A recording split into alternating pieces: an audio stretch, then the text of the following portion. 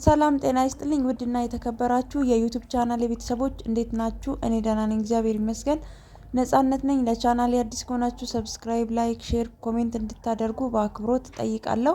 ዛሬ በአዲስ ቪዲዮ መጥቻለሁ። ይዤላችሁ የመጣሁት ቪዲዮ ክሽን ያለች የዶሮ ወጥ አሰራር ለበዓል የሚሆን ነው። እስከ ቪዲዮ ፍጻሜ አብራችሁን ቆዩ። እዚህ ጋር እንደምታዩት እንግዲህ ሽንኩርቴን በደንብ አድርጌ ልጬ አራት ቦታ ከትፌ እያጠብኩት ነው። በደንብ ደጋግሜ 3-4 ጊዜ እያጠብኩት ነው። የፈነካከትኩበት ምክንያት ደግሞ 4 ቦታ በማሽን ስለማስፈጭ ነው። ቤት ውስጥ አይደለም የምከትፈው። በደንብ መታጠብ አለበት፣ ካልታጠበ ቶሎ ስለሚበላሽ ማለት ነው። እንግዲህ አጥቤ አስፈጭቼ ሽንኩርቱን አምጥቼዋለሁ።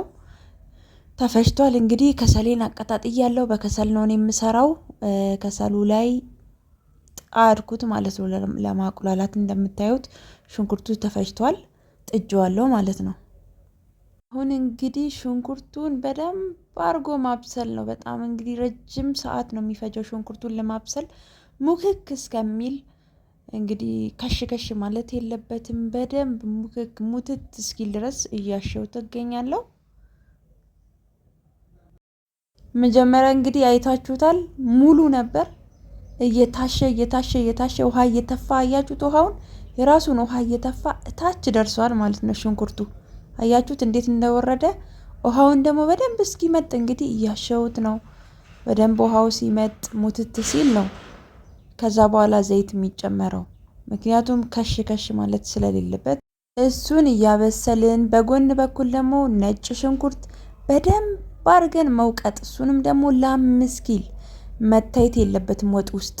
በደንብ አድርገን ጨው አድርገን ነጭ ሽንኩርቱ ላይ ጨው፣ አንኳር ጨው እናደርግና በደንብ አድርገን መውቀጥ ነው። መድቀቅ አለበት ደግሞ ነጭ ሽንኩርቱ በደንብ ነው መድቀቅ ያለበት።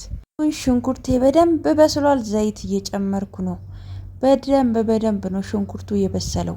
ስትበሉት በቃ እንዴት ልበላችሁ፣ በቃ ላም ብሎ ጭራሽ በቃ ምላስ ላይ ሙትት ያለ ሲሆን ነው ዘይት የምትጨምሩት። ዘይት ጨምሬ ደግሞ የተወሰነ ሰዓት አቁላለዋለሁ፣ በርበሬ እስኪገባበት ድረስ ማለት ነው። ዘይቱ ብዙም መቆየት ግዴታ አይደለም፣ ምክንያቱም በቃ ሽንኩርቱ ስለበሰለ በርበሬ እንጨምራለን። በራሳችን መጥነን መጨመር ነው። እንግዲህ ቀላ ሲል አይተን እያየን በመጠናችን መጨመር ነው።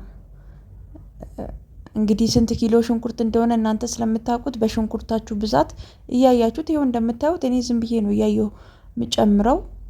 በደንብ ጠቆር ሲልልኝ እንደምታዩት ነው፣ ጠቆር ብሏል። በቃ በቂው ነው። አሁን ማሸት ነው። እዚህ ጋር ነው እኔ ከቁሌቱ ጋር ነው ነጭ ሽንኩርት የማደርገው። ነጭ ሽንኩርት ጨምሬያለሁ ቁሌቱ ጋር።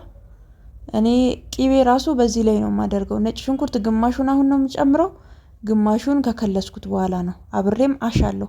በደንብ ነው ጣዕም የሚኖረው። በጣም ይጣፍጣል አብሮ ከታሸ ነጭ ሽንኩርቱ። ቂቤም ደግሞ የተወሰነ 1-2 ማንኪያ ምናምን የሚሆን እዚህ ጋር ነው አድርጌ አብሬው ማሸው። ይኸው እንደምታዩት ቂቤ አደርጋለሁ። ይኸው ምርጥ ቂቤ፣ የገጠር ቂቤ ነው ያለኝ። ቂቤውን አድርጌ አብሬው አሸዋለሁ ከበርበሬው ጋር። የእውነት ሞክሩት፣ በጣም ነው የሚጣፍጠው አብሮ ሲታሽ። በጣም ምርጥ ነው የሚሆነው።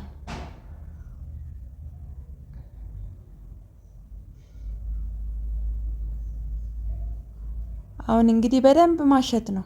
በነገራችን ላይ ሲታሽ ውሃ የምትጨምሩ ሰዎች አላችሁ። እኔ ውሃ አልጨምርም። ውሃ መጨመር የለበትም። እስከ መጨረሻው በቂቤውና በነጭ ሽንኩርቱ ምናምን በቃ እንደዚሁ ማሸት ነው እስከ መጨረሻው ድስቱ እስኪለቅ ድረስ። በቃ ማለት ድስቱ ወደ ላይ ስታረጉት እስኪለቅ ጥቁር እስኪሆን ድረስ በርበሬው ከለሩን ይቀይራል። ስታሹት ማለት ነው ጥቁር ይሆናል። እስከዛ ድረስ ውሃ ሳትጨምሩ ማሸት ነው። አያችሁት ድርቅ ብሎ እንዴት እንደሆነ እዩት እንዴት እንደሚያምር እዩ። ድስቱን መያዝ የለበትም ደግሞ እጃችሁን ማቋረጥ የለባችሁም። ድስት ያዘ ማለት ዶሮ ላይ ምንም ዋጋ የለውም፣ አይጣፍጥም። ጥቁር ይወጣል። አያችሁት ድስቱን ከስሩ ድስቱ እስኪታይ ድረስ ነው እንግዲህ ውሃ ስላልገባበት ድስቱ ሁላ ከታች ከስሩ ቂጡ ይታያል። ውሃ ቢገባበት እንደዚህ አይሆንም፣ እንደዚህም ደግሞ ጥቁር አይሆንም። አያችሁት በቃ እንደዚህ ማሸት ነው እስከ መጨረሻው። ረጅም ሰዓት ነው ያው ዶሮ ሀበሻ መቼም አይጠፋበትም ረጅም ሰዓት እንደሚታሽ ማቃጠል ስለሌለበት ረጅም ሰዓት እንደዚህ እስኪወፍር ድረስ ጥቁር እስኪሆን ድረስ በደንብ አድርገን ማሸት ነው።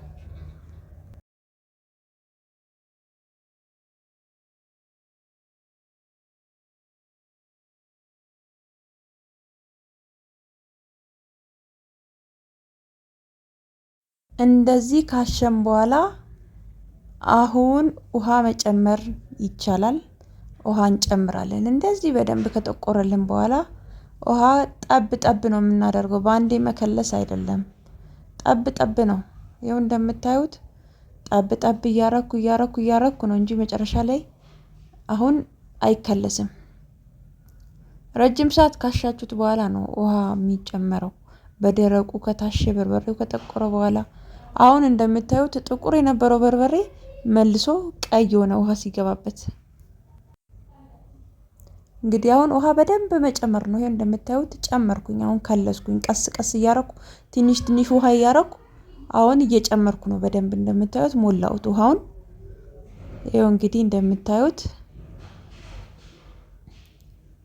የተወሰነ በጣም ሳይሞላም እንደዚህ ከሆነ በኋላ ከዛ በኋላ እንግዲህ አሁን የተወሰነ ካሸን በኋላ ዶሮ መጨመር ነው። ዶሮዬን እንደምታዩት በጣም አጥቤዋለሁ። ዶሮው ራሱ ቀኑን ሙሉ ሲታጠብ ነው የዋለው። ስዘፈዝፍ በሎሚና በጨው አድርጌ እርሾ አድርጌበታለሁ። አንዳንድ ሰዎች ቀይ ሽንኩርት የሚያደርጉበታል። ልክ እንደዛ አድርጌ ሳሽ ነው የዋልኩት። አልቀረስኩላችሁም ለቀረጻ ስላልተመቸኝ፣ ነገር ግን ሳሹዬ አጥቤው አሁን መጨመር ነው ዶሮውን። ውሃው ብዙም በጣም አልሞላሁበትም። አብሬው ዶሮ እንዲበስል እንዲታሽ። ዶሮ እንግዲህ ቶሎ ስለሚበስል ወጡ ሊያልቅ አካባቢ ነው እንግዲህ በደንብ ተቁላልቶ በርበሬ ሁሉ ነገሩ ካለቀለት በኋላ ነው የሚደረገው። አሁን እያደረኩ ነው ዶሮ እንደምታዩት።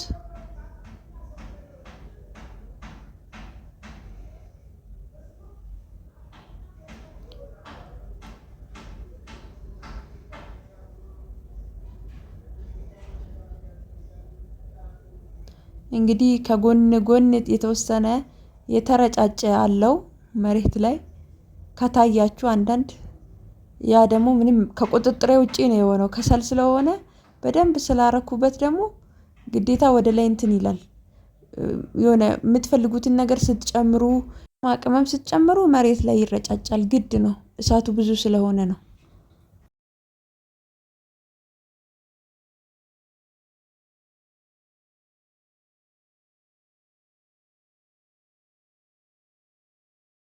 እያችሁት እንዴት ወደ ላይ እንደሚነጥር በጣም ተቆጣጥሬው ነበረ እንዳይረጫጭ፣ ግን አልቻልኩም። እሳቱም ብዙ ነው፣ ድስቱም ሙሉ ነው። በቃ መቆጣጠር አትችሉም። እና እዚህ ጋር ጨው ጨመርኩኝ። የተለያዩ ጨው፣ መከለሻ፣ ቅመማ ቅመሞችን ጨምሬያለሁ። የምትፈልጉትን እናንተ የምትጠቀሙትን መጨመር ትችላላችሁ። እኔ ጨው መከለሻ ነው የምጨምረው። ይኸው እንደምታዩት መከለሻ እየጨመርኩ ነው። ከዚህ ከአናቱ ደግሞ ቂቤም እጨምራለሁ። ከአናትም ይገባል፣ ሳቁላላም ይገባል ማለት ነው ቂቤው። የተወሰነ 1 2 3 ማንኪያ ማድረግ ትችላላችሁ መከለሻ። ከዛ ደግሞ በድጋሚ ቂቤ ከላይ ያደርጋለሁ። እንደምታዩት ነው። ይሄን የመሰለ ምርጥ የገጠር ቂቤ ከአናቱ ደግሞ ጭምር ታረጋላችሁ። መጀመሪያም ተጨምሯል፣ አሁንም ሲጨመር እዩት። ዋው በጣም ነው የሚያምረው። ወይኔ እንዴት ጣፍጦን እንደበላን! በጣም ነው የሚጣፍጠው። የእውነት ምርጥ ምግብ ነው። አያችሁት? ከላይ ቅባቱን ቂቤ ያለ ዘይት አለ ምናምን። በቃ ዶሮ ከተሰራ አይቀር እንዲህ ነው። በቃ እኔ እንዲህ ነው የሚመቸኝ። በቃ የሀበሻ ዶሮ እንደዚህ ነው። ለአንድ ቀን ለበዓል ስለሆነ ሁሌ የማይበላ ነገር ስለሆነ ምንም ችግር የለውም። በርበሬውን በደንብ ስለተቁላላ አያቃጥልም። በቃ በደንብ የሚበላ ዶሮ ነው። እንደምታዩት ነው እንግዲህ እየተንተከተከ ነው። ይኸው ፈረሰኛውን አያችሁት? ከላይ ፈረሰኛ ወጣ ወደ ላይ። ላሳያችሁ ብዬ ነው ወደ ላይ ያረኩት። ከዛ በመቀጠል እንቁላሌን ልጭ ያለው ቀቅዬ የተላጠውን እንቁላል አደርግበታለሁ። እንግዲህ ብዙ እንቁላልም አላረኩም፣ ብዙ ስላልሆንን ብዙ ቤተሰብ ስላልሆንን የተወሰነ እንቁላል ነው ያረኩት። በፍሬ ደግሞ እየተቀቀለ በንጋታውም በሁለተኛ ቀንም መጨመር ይቻላል። እንቁላሉ እሱ ቀላል ነው። ይሄው እንደምታዩት እንቁላል አረኩበት። እንግዲህ ጨርሻለሁ ዶሮዬን። ዋው በጣም የሚጣፍጥ ዶሮ። እኔ የራሴን ዶሮ የእውነት አታስዋሹኝና በጣም ነው የምወደው። በጣም ነው የሚጣፍጠኝ። በቃ እንደምፈልገው ነው ስለማሸው በጣም ነው የሚጣፍጠኝ። እኔ ሲያቃጥል አልወድም። በቃ በደንብ ሲቁላላ ነው የምወደው፣ ምንም ሳያቃጥል። አሁን ሲጨርሽ መጨረሻ ላይ ድስቴን በደንብ አድርጌ እጠርገዋለሁ፣ አጸደዋለሁ። ዶሮዬን አጠናቅቄያለሁ። ስላልቀረጽኩላችሁ ነው እንጂ ድስቱን ዳርዳሩን በደንብ አጽድቼያለሁ። ክዳኑን አጥቤያለሁ። በደንብ አድርጌ አጸዳድቼ ከድኜ እስኪበላ ቁጭ አድርጌያለሁ። ስለተከታተላችሁኝ በጣም አመሰግናለሁ። ሰብስክራይብ፣ ላይክ፣ ሼር ማድረግ አትርሱ። መልካም ጊዜ